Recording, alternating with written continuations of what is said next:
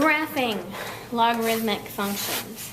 Okay, I've written it here. The easiest way to graph a log function is to use the properties of the inverse exponential. So remember, with inverse functions on the graph, if you've got one of the graphs and if you have one of the functions and you know you have to graph its inverse, the easiest thing to do is to pick a few points and then switch the x and y. That is the easiest way to graph an exponential, or excuse me, a logarithmic one. Okay, so here's the logarithmic function we are going to graph. Y equals log base 5 of x.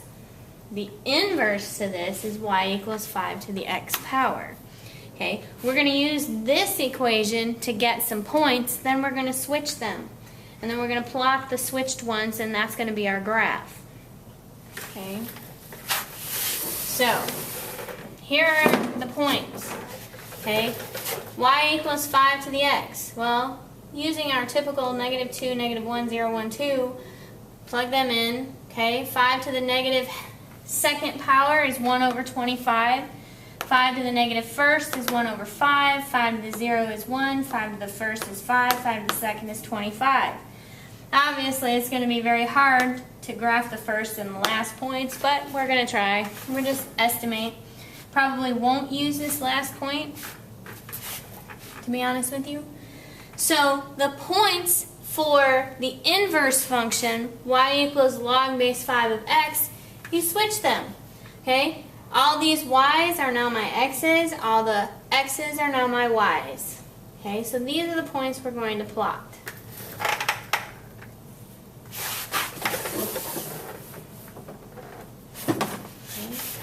And again, we just estimate 1/25 is very, very, very close to 0. 1/5 is still quite close to 0. And then 1, 0, 5, 1.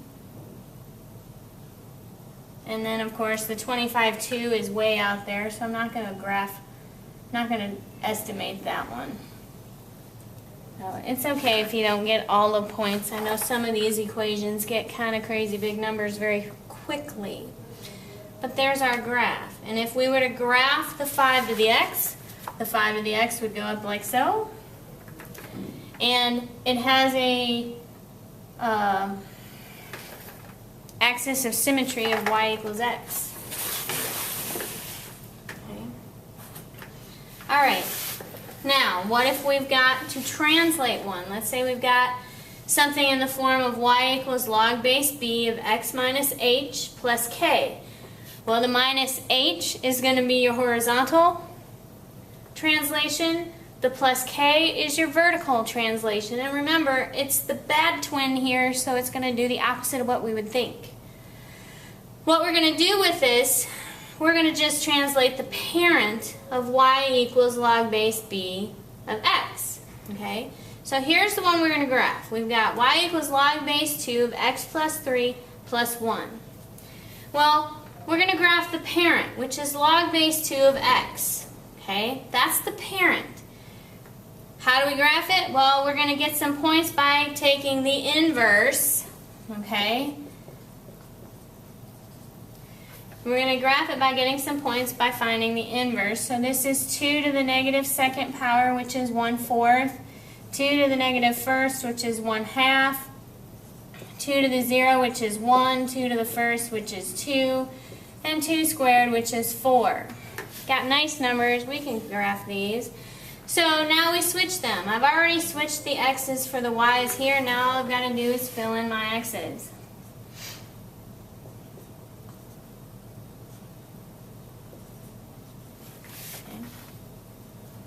Once you do that, now we're going to graph. We're going to graph this one, and I actually already have it graphed on my next slide. That's the parent, okay, where I've plotted those 5 points. Now what we're going to do is we are going to translate left 3 units and up 1. So each one of these points, I'm going to move it left 3 and up 1. And then I'll be done. So here's this one. I'm going to go 1, 2, 3, and up 1. that one's going to come back to 1, 2, 3, and up 1. Here is going to be 1, 2, 3, and up 1. Okay. 1, 2, 3, up 1. 1, 2, 3, and up 1.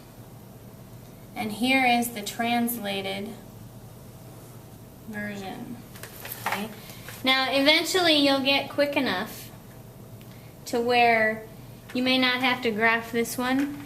Okay. The more you practice this, the better off you'll be.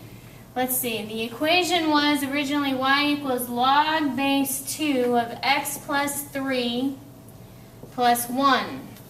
Okay. The domain in this case. Okay. Your domain is going to be x is greater than negative 3. And your range will be all real numbers. Okay. Exponentials and logarithmic functions are inverses of each other. So the inverse would have a switched domain and range.